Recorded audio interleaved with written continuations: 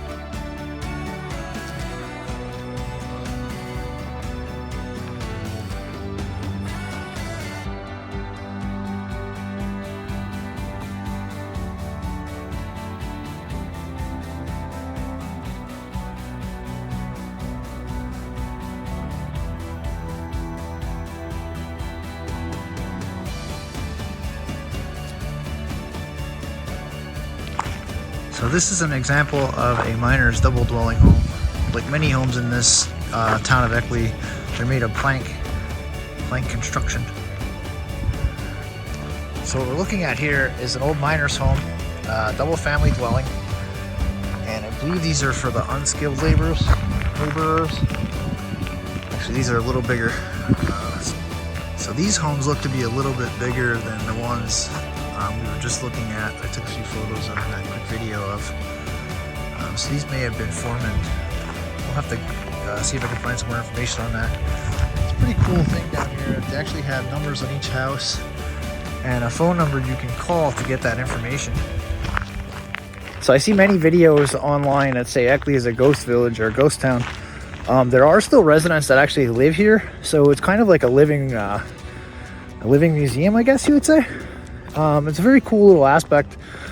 I'll give you guys a little more history on this town. It was originally a coal patch town, like many in Pennsylvania. I actually grew up in a coal patch home, not far from here. But Eckley has a little bit of a different history, with the Molly Maguires being involved. They actually shot parts of a movie here, the Molly Maguires. We'll get to see some of the buildings that they erected for that, as well as well, I guess would be considered a copy of a breaker.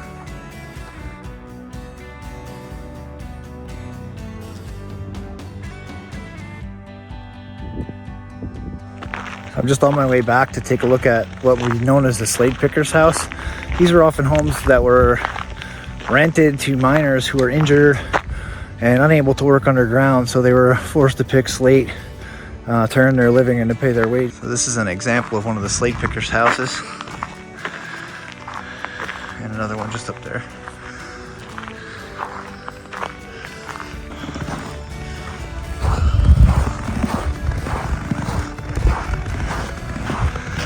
Summer kitchen.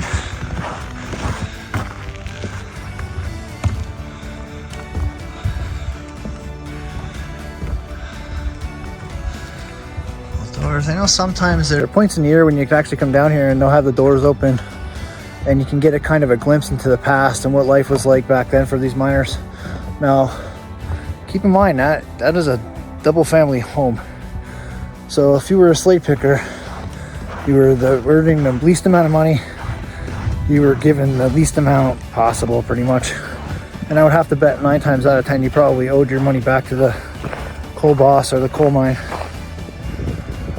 Little look at some of the little barns and sheds and stuff that were built back here.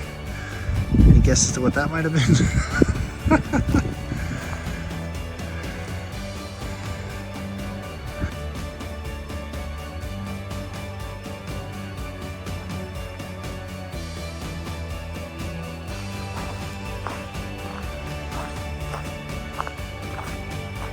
There's a number on there.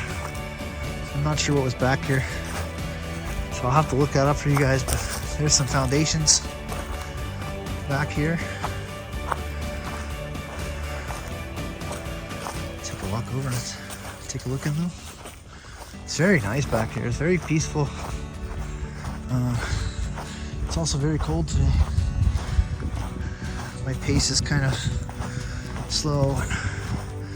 It's difficult to breathe, to be honest, but so that's probably a basement of a house and a front foundation for a porch, maybe. To see what I can find with regards to that. This is just a front view of those foundations.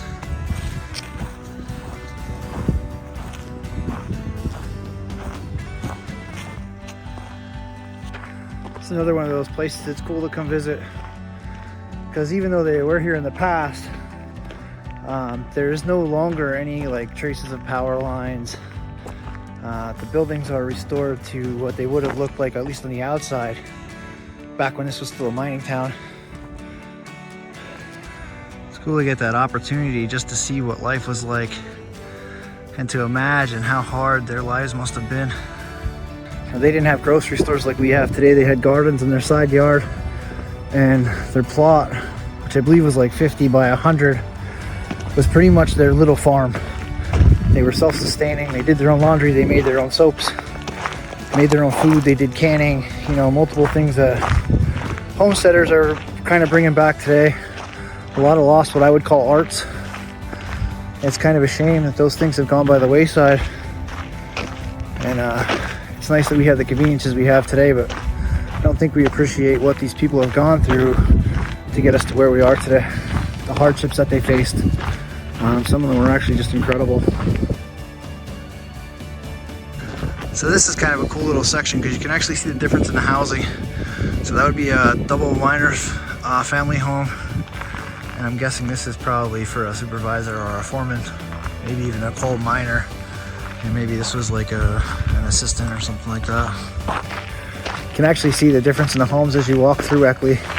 From the beginning, you had more of the lower wages, the lower wage miners. On the back street, you had the slate pickers.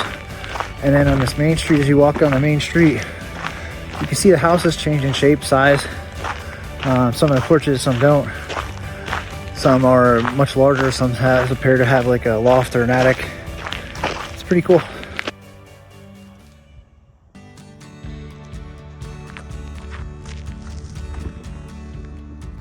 So this would have been an example of the gardens I was talking about. You can see they have some corn stalk in there. I'm sure they'll have more stuff in there as the summer goes, as the summer comes on to us anyway.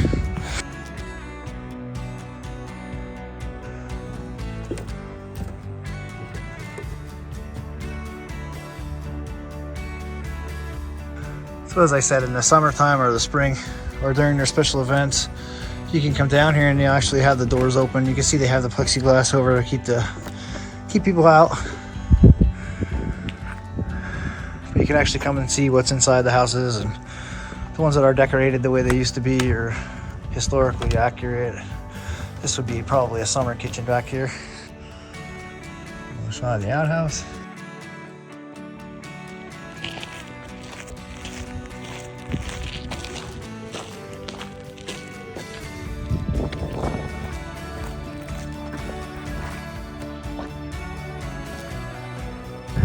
So this home is known as a miner's double. This home is built for more along the lines of skilled miners whose wives often sought work outside of the home, and their children were often able to attend school for much longer. The unskilled miners are obviously slate pickers.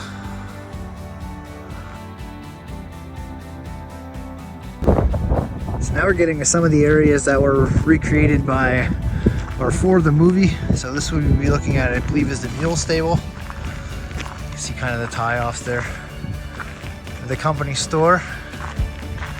And just behind this home over here is the breaker. But all of those items were created for the movie, the Molly Maguires.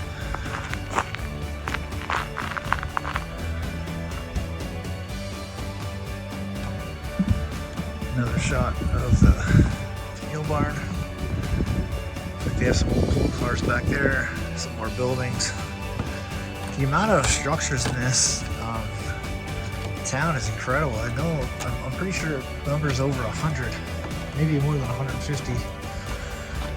Here's the backside of what the recreated company store looks like.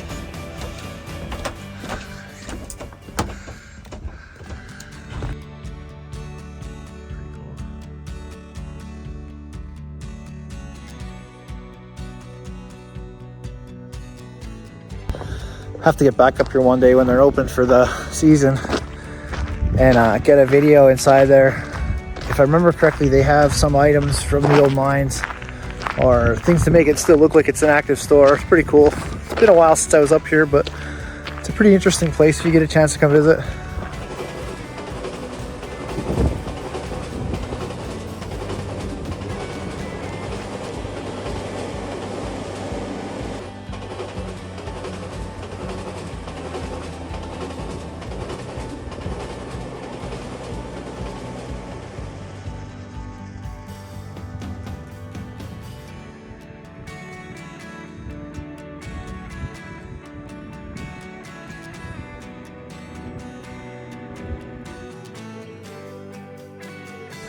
So I'm trying to get shots of all of these placards to give you guys a chance to pause and check them out, or I will post them as photos to my Instagram account. And here's some more information on the breaker. Again, the breaker back here was built for the 1968 movie for the Molly Maguires.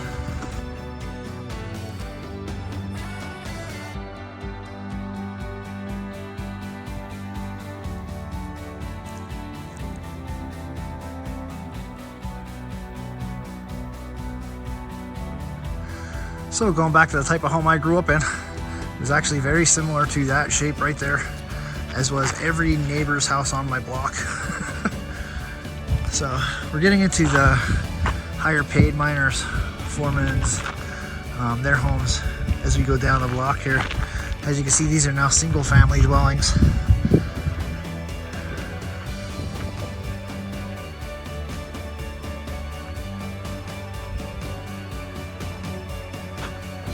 I would love to be able to give you guys a peek inside of some of these homes, but knowing that there are still residents here, I don't want to invade anybody's privacy. But this is still a very incredible place to go. Unfortunately, I don't have time to check out the museum today, and I will be back to do that. I've been in there again. I was there a while back. Haven't been there recently, but I would like to go back in and check it out.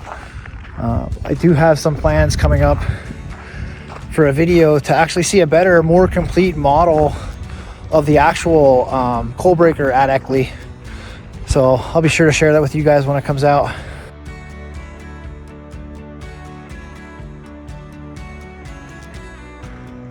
Again, as we go down the block, you see the housing changes quite a bit. There's additions, much larger homes. And the biggest, most obvious thing where there's money being spent on the church. It's a beautiful, beautiful church. I believe this is St. James.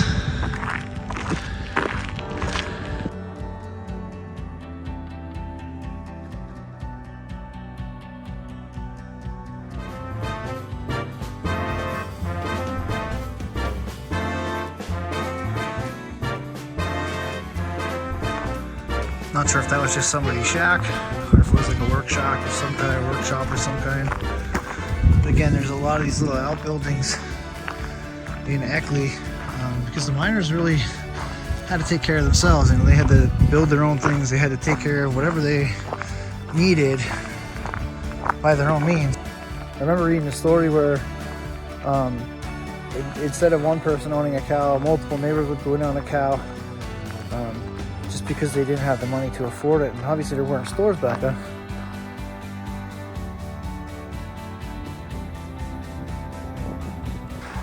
So here we have another one of these placards. This is number 19. Not sure again what was standing here. I do know they excavate some of these sites and look to see what kind of artifacts they could find. Some of them I believe were in the actual museum itself. I know I've heard mention of toys, a lot of children's toys. One of the things that they had to deal with way back when was child labor. And thankfully we have laws today that protect our children and our youth from that. So we're coming up on the doctor's home. I actually read quite a few stories about this gentleman and some of the wonderful things that he did for the townsfolk. But again, this is one of those buildings that I would love to see into. And judging by the area in town where he is, I would say he did pretty well for himself. That Ross right there is my favorite. So again, this is one of those areas where in the spring or the summer when they're having an event, you can come back and explore a little more. Today everything is closed off. Some grapevines, another old outbuilding. I've watched Cliff, the Wandering Woodsman, and JP's videos. They both did videos down here as well. And in one of the videos, Cliff actually mentions how most of the time when we're out exploring, all we as explorers get to see are those foundations that are left. This is quite like walking back into the past. It's kind of like unlike no other experience, really. It's a very cool location. I hope you guys take a chance and come out here and check this out. As always, I'll leave the description for that in my I'll leave the link for that in the description below. Sorry guys, it's a little cold and I'm having a little bit of trouble, but we're almost to the end and they definitely saved the best house for last on this block. So all right, so you'll have to forgive me. I'm not a historian. I don't know everything about this town, but I believe this was a one-room schoolhouse at one point.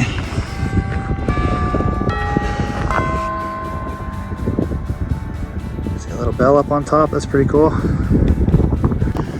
And here's another one of those foundations I was talking about. This is a very small building, whatever it was. And of course the outhouse way out back there. I'll link those in the description below, or I'll post them up on my Instagram page for those who are interested in actually reading them. Or you can just pause the video at that point. But I put them in there because I feel they're kind of relevant. They're very, obviously they tell you a much better story than I am.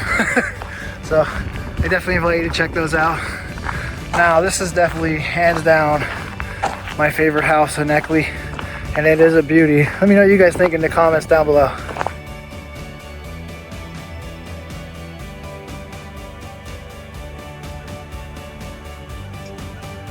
What a beautiful home.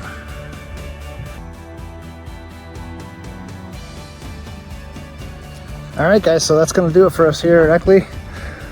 If you guys enjoyed this video, please hit that like button, share this with your friends. If you haven't already, please subscribe. It helps the channel out immensely. And if you enjoyed this video, please feel free to watch a few more. I do a lot of exploring. I do a lot of hiking, try to get into some historical spots, take a look at some ruins, some railroad ruins. I love the Lehigh Gorge. So we'll see you soon.